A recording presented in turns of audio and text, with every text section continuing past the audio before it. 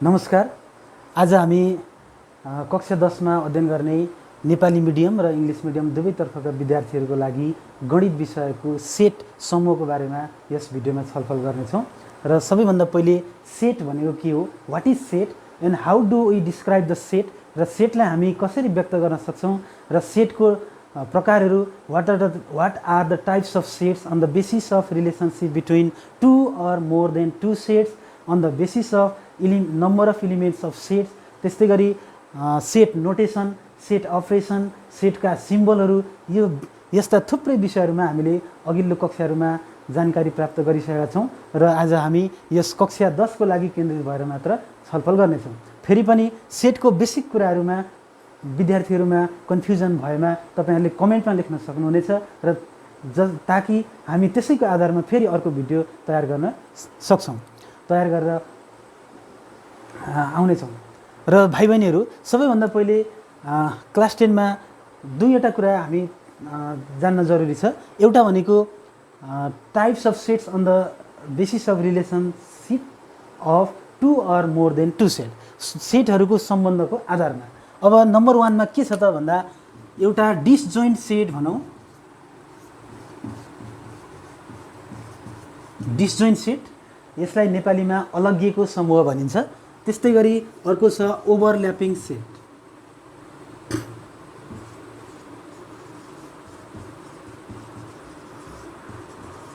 Overlapping set, overlapping set भनेको खप्टिएको समूह नेपालीमा।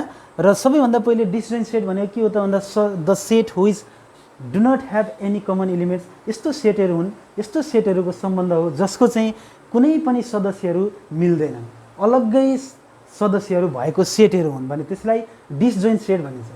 त्यसै गरी ओभरल्यापिङ सेट भनेको के हो त भन्दा यस्तो सेटहरू हो जसको चाहिँ केही न केही सदस्यहरू मिल्दाजुल्दा छन्, सबै नभए पनि केही सदस्यहरू चाहिँ मिल्नेछन्। The set which have any common elements. र अब हामी यसैको आधारमा छलफल गर्नेछौँ, केही फर्मुलाहरू लेख्नेछौँ। र सबैभन्दा पहिले हामी छलफल गरौँ ओभरल्यापिङ सेट। ओभरल्यापिङ सेट खप्टिएको समूह,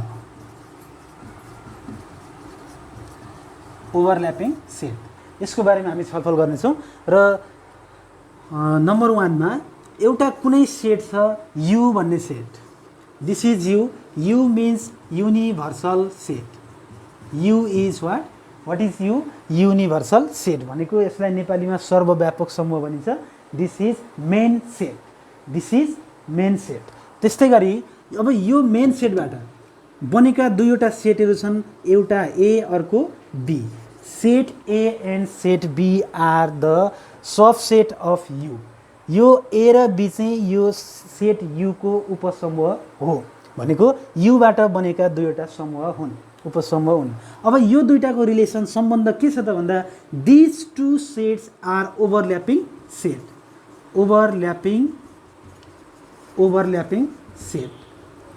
अब यिनीहरू बिचको सम्बन्ध के छ त भन्दा खप्टिएका समूहहरू, यिनीहरूको सम्बन्ध भनेको खप्टिएका छन्, भनेको यो दुईटामा केही न केही एलिमेन्ट्सहरू मिल्ने छन्, एउटै एलिमेन्ट्सहरू दुईतिरै छन्, यसको अर्थ। र अब योसँग रिलेटेड हामी सबैभन्दा पहिले भेन डायग्राममा देखाउँछौँ। Let's draw Venn diagram, Venn चित्र बनाऊँ। अब पहिले यो रेक्टेङ्गलमा के देखायो भने this is U, universal set, यो पुरै भनेको मेन सेट हो। अब यो भित्र एउटा सेट ए छ, सेट एलाई देखाउँ यसरी, set A, this circle is for set A and another is set B, अर्को छ सेट बी। अब यिनीहरू खप्टिएका समूह हुन्, भनेको this sets are overlapping set. So this is set B. अब यो सेट बी हो। अब सबैभन्दा पहिले यहाँ how many elements are there in set U, युमा कतिवटा एलिमेन्ट्सहरू छन् भन्यो भने हामीले यसरी एन अफ यु लेख्न सकिन्छ, एन अफ यु लेख्न सकिन्छ। त्यस्तै गरी how many elements are there in set A, we can write N of A. Similarly for set B N of B, number of B. अब यो नम्बर अफ एलिमेन्ट्स लाई सेटमा के पनि भनिन्छ भने cardinal number of set, cardinality of set, कतिवटा सङ्ख्यामा सदस्यहरू छन् भन्ने कुरा चाहिँ एनले डिनोट गरिन्छ। So we can read as N of U, N of A, an of B. अब यो तीनवटा सेटहरूको सम्बन्धलाई हामीले भेन चित्रमा देखाइसक्यौँ। This is Venn diagram.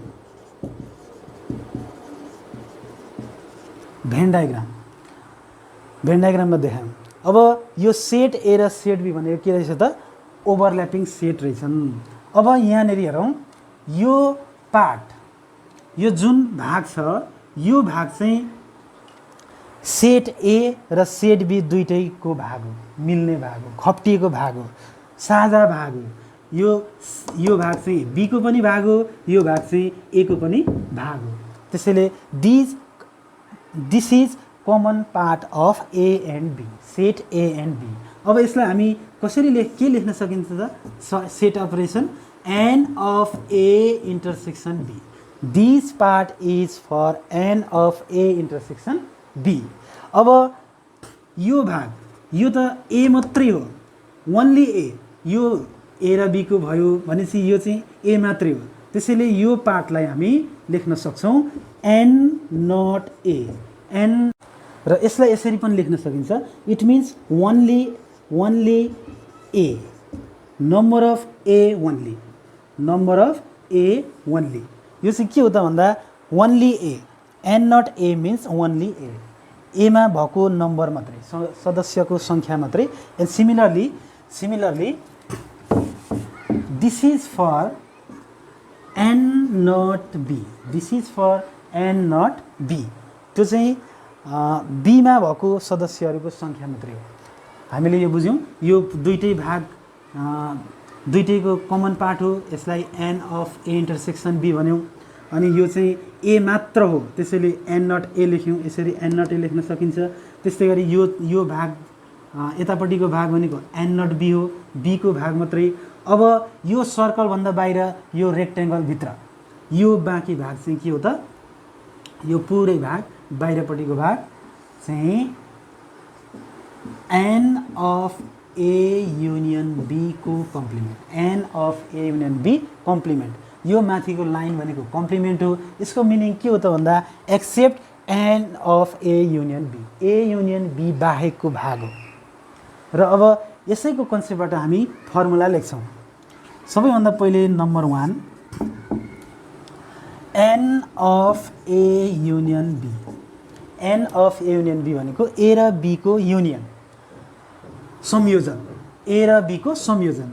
अब यहाँ के पर्यो त भन्दा एन नट ए जोडिदिने, यो भाग जोड्ने, दिस इज नेक्स्ट प्लस। अब यो बी मात्रै भएको भाग जोडिदिने एन नट बी प्लस। अब मिडल यो कमन पार्ट पनि जोडिदिने N of A intersection B, N of A intersection B भनेको इन्टरसेक्सन भनेको साझा भाग। ल अब यो N of A union B को फर्मुला यसरी पनि लेख्न सकिने रहेछ। एउटा फर्मुला यो हो। अब यहाँबाट पनि धेरैवटा फर्मुला निकाल्न सकिन्छ, जस्तो यो दियो, यो दियो, यो दियो क्वेसनमा भने we should find this value. Similarly अब यसको अर्को कन्डिसनमा पनि हामी फर्मुला बनाउन सकिन्छ। This is N of A, number of A भनेको यो पुरै सर्कल जोडिदिने, यो पुरै सर्कल भनेको नम्बर अफ ए प्लस। अब यो अर्को पुरै सर्कल अर्कोपट्टिको नम्बर अफ बी माइनस। अब यो बिचको भाग त 2 टाइम्स रिपिट भयो, त्यसैले यसलाई सबट्र्याक्ट गरिदिने एन अफ, यो त रिपिट भइसक्यो किनभने एमा पनि आयो बीमा पनि आयो, त्यसैले यसलाई घटाइदिने n of A intersection B A. यसरी पनि एउटा फर्मुला लेख्न सकिन्छ। अब यो फर्मुला र यसमा के फरक छ भन्दा here is only A, here is only number of A, here is a, यो नट फरक छ। त्यसैले अनि यहाँ प्लस छ, यहाँ माइनस छ। हामीले यहाँ इन्टरसेक्सनलाई जोड्यौँ, अब यसमा चाहिँ सबट्र्याक्ट गऱ्यौँ, यसरी फर्मुला लेख्न सकिन्छ। अब त्यसै गरी अर्को formula N of A union B complement, N of A union B को कम्प्लिमेन्ट। भनेको यो बाहिरको भाग कसरी निकाल्ने त भन्दा यो पुरै टोटल भाग भनेको एन अफ यु हो, सबै रेक्टेङ्गलको यो भित्र अनि यो दुईवटा सर्कलहरू पर्छ। एन अफ यु भनेको पुरै सेट मेन सेट माइनस अब यो सर्कलहरूको भाग N of A union B. N of युमा N of A union B subtract गर्यो भने we can get N of A union B complement. र त्यसै गरी अब यो एन नट ए कसरी निकाल्ने त? How do we find an not A? N not एलाई कसरी निकाल्ने? अब यसको लागि एन अफ ए भनेको यो ए को पुरै भागमा यो कमन पार्ट घटाइदिने, त्यसैले यो भाग आउँछ। एन नट ए निकाल्नु पर्यो भने यो भाग यो भ्यालु निकाल्नु पर्यो भने यो पुरै सर्कल यो ए सर्कलबाट यो कमन पार्टलाई घटाइदिने, n of A intersection B घटाइदिने। त्यस्तै गरी similarly we can find an not B this is equal to same like n not A an of B minus an of A intersection B. र यसरी हामी यो formula पढ्छौँ। अब क्वेसनमा चाहिँ वर्ड प्रब्लम सोधिन्छ र शाब्दिक समस्याहरूमा चाहिँ हामी अब के वर्ड हुँदा यो फर्मुला एप्लाई गर्न सक्छौँ भन्दै केही टर्मिनोलोजीहरूको बारेमा छलफल गरौँ। अब यो चाहिँ कुन कन्डिसनमा क्वेसनमा के छ भने हामी एप्लाई गर्छौँ त यो फर्मुला भन्दा if there is given at least भन्ने टर्म छ भने we should apply this formula. त्यस्तै गरी if there is given minimum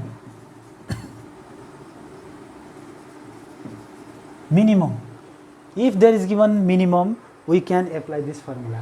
If there is given terminology like either or भनेको छ भने पनि यो फर्मुला एप्लाई गर्न सक्छौँ।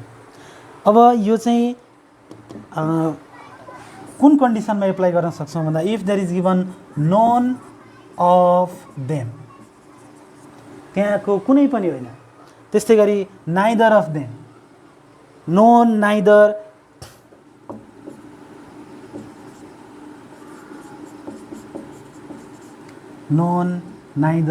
यस्तो टर्मिनोलोजी प्रयोग गरेको छ क्वेसनमा भने we can apply this N of A union B complement.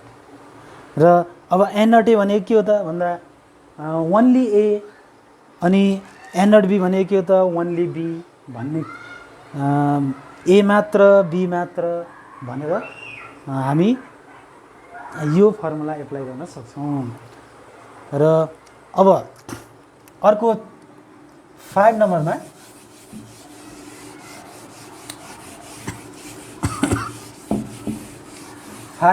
अर्को एउटा फर्मुला पनि हामी लेख्न सक्छौँ योबाट। 5 नम्बरमा एन अफ यु भनेको सबै यो भेन डायग्रामबाटै हामी लेख्छौँ। यो पुरै भाग भनेको N of U number of U भने अब जोड दिने एन अफ ए यो ए जोड दिने plus N of B plus minus an of A intersection B अब प्लस यो बाहिरको भाग जोड्ने N of A union B complement. हामीले यहाँबाट पनि यो फर्मुला एप्लाई गरेर पनि प्रब्लम सल्भ गर्न सक्छौँ।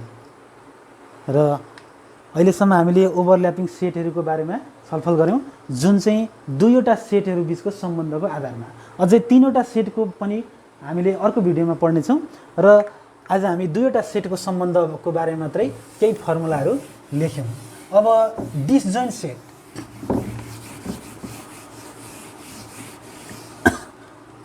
नेक्स्ट डिसजोइन्ट सेट भनेको अलगिएको समूह जसको चाहिँ कुनै पनि कमन एलिमेन्ट्सहरू यसमा पर्दैनन्। अब एउटा सेट यु भन्ने छ मेन सेट ऐकै जस्तो। अनि त्यसमा चाहिँ n नम्बर अफ एलिमेन्ट्सहरू छन्। सिमिलरली देयर आर अब यो ए र बी चाहिँ अलग्गैका समूह हुन् जसमा चाहिँ एउटा पनि सदस्यहरू मिल्ने छैनन्, सेम सदस्यहरू छैनन्। अब यसलाई हामी भेन डायग्राममा कसरी देखाउँछौँ भन्दा यसको अलिकति फरक हुन्छ ऐको भन्दा। पहिले रेक्टेङ्गल बनाऊ। अब यसको भित्र one is set A, next is set B. एउटा सेट ए छ, अर्को सेट बी छ। यिनीहरू अलगिएका छन्, खप्टिएका छैनन्, because they don't have any common elements. तिनीहरूको कुनै पनि एलिमेन्ट्सहरू कमन छैनन्। त्यसैले भेन चित्रमा यसरी देखाउन सक्छौँ भेन डायग्राम। अब फर्मुला के हो त भन्दा n of A union B equal n of A plus n of B. त्यहाँ इन्टरसेक्सनै छैन। We can write like this. र यो आज लेखेका फर्मुलाहरू भाइ बहिनीहरूले कपीमा लेखेर पढ्न सक्नुहुनेछ।